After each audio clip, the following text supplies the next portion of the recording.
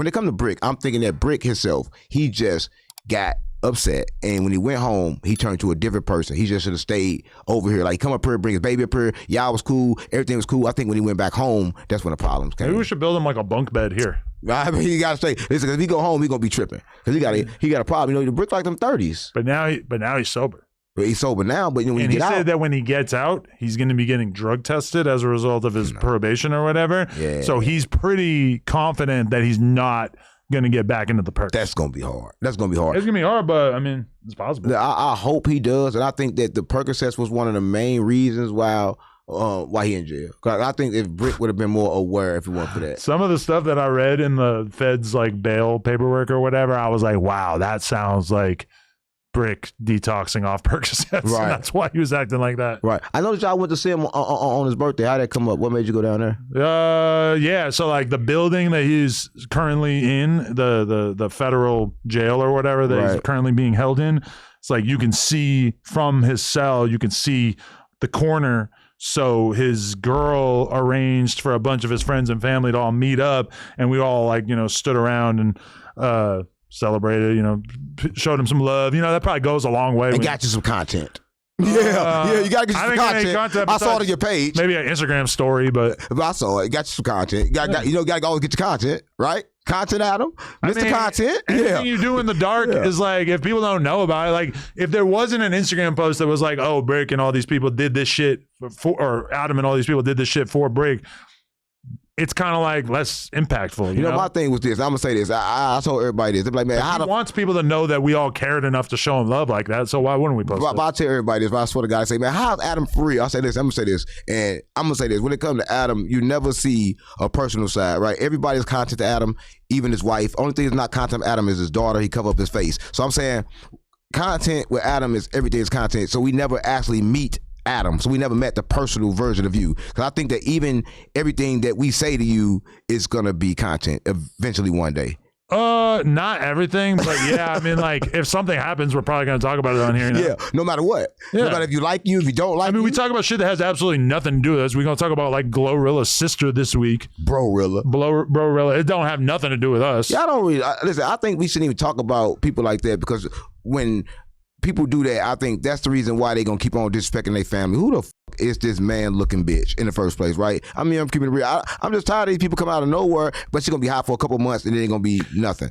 To be fair, she's pretty funny and like entertaining and clearly not reserved in any way. And it's funny to see this girl who's like the stud version of Glorilla. And Glorilla, like, we like her as a community, as a culture. I think that we like her. But she's kind of restrained, She's so famous. If we like Gorilla, why we gonna like her sister that's clearly disrespecting her, right? I don't think because her sister is like the more hood stud. Because she broke. Gorilla with the fucked up teeth. Go back to that Gorilla. I'm just saying. Right now, she broke. She's starving. So of course she acting like that. But it ain't Gorilla problem. She said she almost ate a roach. That's a goddamn lie. Listen, come on, that's a lie. Listen, I'd have been in the trenches, gang. I've never been that hungry. Listen. I've been in the trenches. I'm gonna say this. Everybody watch this. We had cornflakes, Adam. You pull the cornflakes out, and the roaches will fall out the cornflakes. So you let the roaches move, but you'll still eat the cornflakes. You never eat the roach. Do you eat around the roach or what? No, you let it move. Come on, stop playing on me. If you listen, I'm just saying what I gotta say, and I'm saying it for real. When it comes to roaches in the hood, they in everything. I'm not gonna lie, they in everything, and they do be in the cereal, but we do not eat them. That's how you know she was just trolling. Roaches in my food. That's you ain't from the hood, nigga. Your daddy a fucking. I don't want to talk about. I lived in some areas that you could definitely say were the hood. Come on, I lived in houses that had roaches. Never. I don't believe that. I just can't believe that. No, they were like on the floor. They weren't in the food. Come on, if they on the floor, they in the food. They everywhere. I mean, the house wasn't like fully infested. How long was you there? I lived in some spots in New York that were fucking grimy as fuck. I lived in some areas of Long Beach that were super grimy. Right, you was on your own, like trying to build this. Cause I think your parents knew. Well, it was before No Jumper. Yeah, of course. They was trying to build this. What on their own and try to build shit when they already come from money? Come on, man. Your fucking family is in the government. My family is cool with the fucking president. My family combined, I don't think ever earned $100,000 a year. They CIA. They fuck with the government. They fuck with the. My dad was an unpaid volunteer for Bill Clinton on his first presidential campaign. Yeah, so that put y'all in a situation where forever your family is protected. I mean, he got a presidential pardon. Right. That's about it. Yeah, what I'm saying. So right now, I'm just saying it's not like he ever got a job. A job would have been like, Bill really But you got the job because, like, right now, they love you because I built this out of nothing. Of course, what you call it. I'm gonna say this. I'm not gonna take it from you. You did leave home, and everybody do leave home to go build it. I'm not gonna say you didn't build it out of nothing, but you here because you got a family name. No. Yeah. If anything, I think my family having any kind of connection to the Clintons probably hurt us. Right. How can you fly at this height totally independent? Like when you totally independent, so you over totally independent and you fly at this height. How'd Ag do it? We know how they do it. How you do it? How? I'm asking you how. I'm just saying, there's like a lot of other examples. Like most YouTubers don't have any kind of like family connection. But you've been doing it forever. How? 10 years. How? You were one of the first. How? How? And the BMX stuff for 10 years before that. Yeah. But nobody had to help me.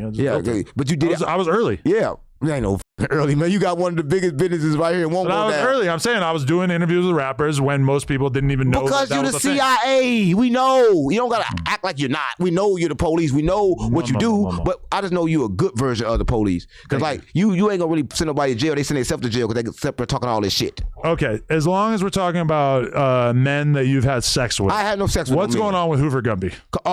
Listen, I'm gonna say. Shout out my man Gumby. Listen, I'm just kidding. No, on Hoover though, he locked up. My thing is, he's stalking. Why is he aggressively stalking people? Here's the thing. I'm gonna say this. It's crazy. Gumby called me. Right now I got two iPhones, and I go through Gumby business, so I got to pay my plan through Gumby. So Gumby called me. He was like, "Yo, man, you in LA?" I'm like, "Yeah," because I was out here at that time. He like, "Man, send me some money so I can get me a hotel. It's going down." I said, "What you mean it's going down? I'm not knowing what he's finna do." Next thing I know, he in jail, right? So he was calling me, telling me to help him. I didn't even know that he was in a situation where I needed to help him. But my thing about Gumby was this, and I talked to Wack about this, and I f with Wack. I think that he was trying to be active when he just transcended to being a talker. He should just talk, but he was trying to be active and talk at the same time. And I think when you do that, you set yourself up for failure automatically. But though I love Gumby, right? Everybody got to love Gumby. But do you know what he was doing out here with the whole stalking charge? Man, I haven't heard, but I heard. So was he like just posted up outside of somebody's house? I heard his baby mama. Oh. That's what I heard. I heard his baby mama. I heard that's the situation because he was telling me the same thing. And I'm like, yo, I want to help Gumby, but I'm not around to where I can't help him, right? But again, I just think it'd be stuff coming from this, right? It'd be stuff coming from this. He just left, was in Texas for all that time. He came back home, having to have a baby. First time I have a baby, did all the time in jail. So I think all that stress together was just causing him to blow. Plus with this, trying to figure out how to get money off the social media. I think the most person that ever gave him the most money is you. You gave him the most money. Everybody was giving like $200, $300 for interviews. He was mad about that. Oh, yeah? Yeah, you gave him the most. I swear, that's what he told me. That's why he always speaking like, no. I think I gave him a stack. Yeah, that's the most he ever had. Like, Real Tune, all them giving him 500, 200, not giving him a lot. Right? And I'm like, damn, you got to understand that I couldn't even give him a lot. I couldn't even give him more than you. Right? Because, like, you took a chance. Like, you got a bigger platform. So, I love Gumby. Yeah. I actually found him because he had a clip talking shit about me. Right. And my reaction, that's how I knew I was grown. My reaction was not, this guy, I'm going to talk shit about this guy, or I'm going to ignore this guy. I was like, you know what? I'm going to hit him up, patch it up, tell him I f with him.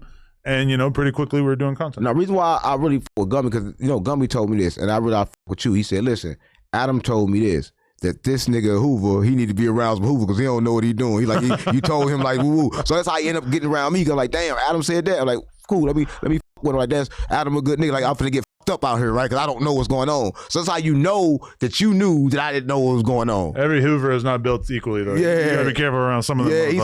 But he took me around, and I ain't gonna lie, everything was good, but I think I kind of like f***ed up with him when I took him around King Peel. He was at that King Peel interview that day. Oh, yeah? Yeah, he was there. What about that story that Gumby told about him? I think you were driving to Cam Capone shit, and like, he was just how weird you were acting. No, he was acting because that was that interview. Listen, that was the King Peel interview. This is what happened. Like, me personally, I'm thinking, I got a certain way of thinking. I'm thinking if we're going to do content, though you're a Hoover, and though I'm going to do some content with some Bloods, I go anywhere. And I go anywhere by myself. So I'm like, Gumby, you with me, nothing going to happen. So we was all good. He kept on saying, who you doing an interview with? I'm like, I'm going to do an interview with King Peel. It was good. And he's like, no problem. But when we walked in, it was kind of like the 4 extra situation. It was so many Bloods in there. So Gumby didn't even walk in. He kind of like stayed out. I'm not knowing he didn't walk in because I'm walking in and I be in the spirit. So my eyes looking straight. I'm not looking behind me to notice that Gumby not with me. So when Gumby looked in, he never walked in. He went back out to the car. Okay. So I'm doing the interview. So when I got done doing the interview, I look outside. I have no car. Now, mind you, that's when I come down from the spirit and I start getting like, I ain't gonna lie, you get kind of nervous then, like, damn, where my car at? There's no car here. Gumby gone with my driver, and I'm surrounded by all these fucking bloods. Right? And so Gumby pulled up. When Gumby pulling up, this to make me so mad, like, it's so many bloods. Like, mind you, it's all bloods right here in front of the Karen Capone house, and it's me and the thing. Now, when Gumby pulling up, the blood's standing right here. So I'm like, stop the car. I'm on the phone. They won't stop the car because it's all these bloods. I'm like, man, stop the car. Stop the fucking car. So I'm yelling, stop the fucking car while chasing the fucking car down the street. So I'm chasing the car down, halfway down the street. So I finally get in the fucking car. Gumby like, no, we ain't leaving. The homie's on the way. We about to kill shit. I'm like, kill shit for what? Nothing happened. I'm keeping it real. We just did a fucking interview, man. But I'm like we finna kill shit, like, damn, cuz nothing happened. You know what I'm saying? So that was the situation with that. But that was end up a good situation. But that was even halfway. But then I introduced him. I'm gonna say this your fault. Because I had Crip Tony with me. Well, he wasn't with me. Another gay man you have slept with? Stop! Well, I'm just saying. He wasn't with me. But you know, he wanted to get him because you put gay Crip Tony out front for the Hoovers, so he was mad about that. I'm like, man, Tony not even a Hoover. I mean, we booked him as the gay Crip, and then he walks into the interview. I wasn't even around for this, but it was when he sat down with Crip Mac, Brick Baby, and Sharp. Right. And he walks in, and he's wearing all orange. Right. And Brick Baby's like, I thought you was a Crip. And he's like, I'm a Hoover Crip. Oh, man. And Brick Baby's like, yo, and we got this motherfucker sitting with Crip Mac. And that's the moment there where every Hoover felt like y'all was trolling Hoover, because you got every nigga up here from Rolling, and then you got them up here fags about they from Hoover. That disrespect the whole community of Honestly, Hoover. like, I can't really blame anybody for thinking that, because that's probably how it seemed. Yeah, disrespect the whole community of Hoover. The weird part about it was just how mature Crip Mac was. He didn't trip at all. I'm just saying, when it comes to that, why would you trip? Gave him a burrito. Why would you trip when your famous ops right here in front of you and you control him by taking his sexuality? This is a man in front of you acting like a girl, but he's saying he Hoover. Yeah, I'm gonna be cool. He already lost. If you enjoyed that clip, make sure you become a member for only $5 a month. It really helps support us, and it also gives you early access to all of our content. Let's go.